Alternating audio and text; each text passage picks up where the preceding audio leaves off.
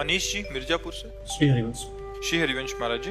महाराज जी, सेवक वाणी जी में लिखा है कि जो हरिवंश तजो भजो और ही तो मोहि श्री हरिवंश दुहाई। महाराज जी, आपने भी बताया था कि श्री जी की असीम कृपा तब होती है जब कोई भी मतलब धर्म उपासना के बारे में सुन पाता है। तो महाराज जी इसमें ये कह रहे हैं कि इसमें अनन्यता का भाव है, तो क्या अनन्यता का मतलब ये है कि कहीं और सुनने या जानना भी नहीं अपराध लगेगा? नहीं, अपराध तो नहीं लगेगा। स्वप्न में भी किसी और की सूरत नहीं।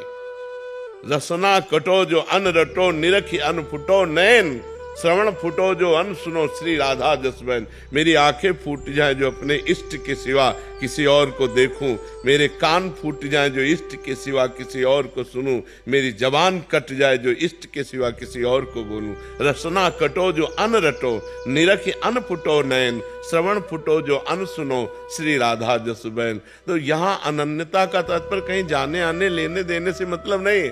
अपने प्यारे के सिवा कोई है ही नहीं, अपने प्यारे के सिवा कोई है ही नहीं। हमारे नेत्रों में हमारे प्रीतम बस गए तो जित देखूं तित श्याममयी। गोपीजन जिधर दृष्टि डालती है श्याम ही श्याम नजर आते, श्याम ही श्याम नजर आते। दूसरा कोई है ही नहीं बच्चा, दूसरा कोई हो तब ना देखें, अपना प्रीतम ही है। प्रीतम के सिवा सो अनन्य गति जाके असमति न टरे हनुमंत। मैं सेवक सचराचर रूप स्वामी भगवंत। मेरे इष्ट देव ही सब रूपों में विराजमान है, कोई दूसरा नहीं विराजमान है। दूसरा हो तब ना देखे ना। आज अनन्यता कैसे आई? नाम जप करो, भगवान का चरित्र सुनो और भगवान के अनन्य भक्तों का संग करो। प्रेम, अनन्यता, भक्ति ये तभी आती है जब भगवान के भक्तों का संग हो।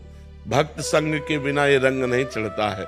मति कीरति गति भूति भलाई, जब जेहि जतन जहां जेहि पाई, सो जानो सत्संग प्रभाऊ, लोकों वेद न आनो पाओ। कोई और उपाय है ही नहीं।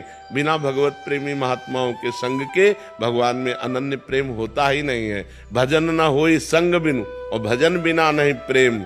छिन्हू भजन न छाड़िए, धरिए या ध्रुव नेम। बिना भजन भजनानंदी संतों के नहीं हो सकता, और बिना भजन के प्रेम नहीं हो सकता, और बिना प्रेम के भगवत साक्षात्कार नहीं हो सकता। मूल है भक्तों का संग। अगर हम भक्तों का संग करते रहें, सत्संग सुनते रहें, भगवान के पावन चरित्र सुनते रहें, भगवान का नाम जप करते रहें, तो भगवान में अनन्यता आ जाएगी। और अनन्यता आ गई तो जन्म जन्म के मल का नाश होकर भगवत प्राप्ति निश्चित हो जाएगी। भगवान अनन्यता देखते हैं। अनन्यस चिंतयन्तो माम अनन्य चेता सततम। अनन्यता की भगवान ने मांग की है। हम पे तो कृपा हो गई है वृंदावन। बिल्कुल, हाँ बिल्कुल कृपा है, ऐसा ही स्वीकार करना चाहिए। अब खूब नाम जप करना चाहिए। भगवान के चरित्र सुनो, जितना चरित्र सुनोगे, भगवान की कथा जितना सुनोगे, उतनी जल्दी हृदय पावन होगा। ये हम तुम्हें अनुभव की बात बताते हैं। सब साधनों में श्रेष्ठ भगवान का पावन चरित्र है, भक्तों के पावन चरित्र है। उनसे एकदम हृदय में भगवत प्रेम प्रकट होता है।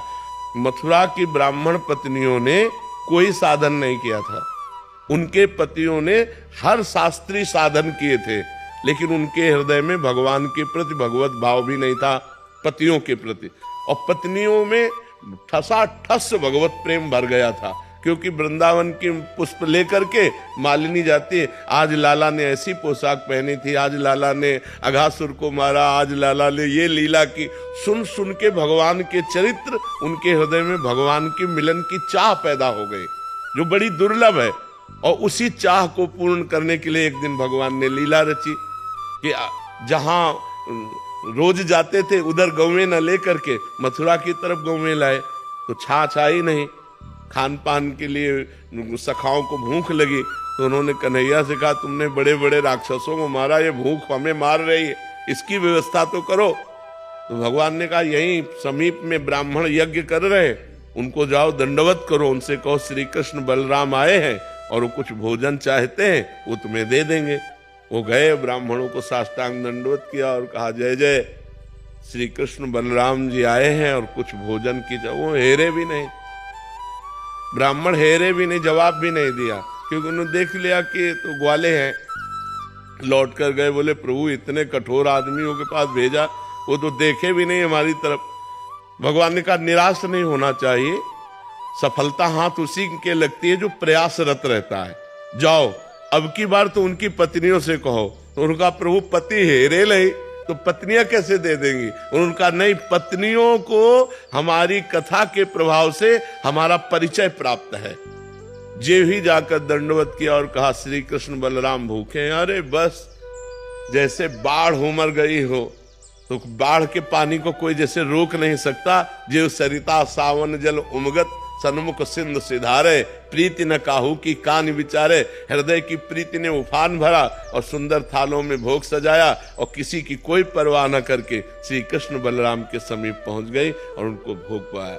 रत्नावती जी ने कोई और साधन नहीं, दासी के मुख से भगवत चरित्र सुन करके महान प्रेमी बन गए। तो भगवान के पावन चरित्रों के श्रवण करने से, भक्तों के पावन चरित्रों के श्रवण करने से जितनी जल्दी हृदय के मल का नाश होता है, उतनी जल्दी और किसी साधन से होता नहीं है।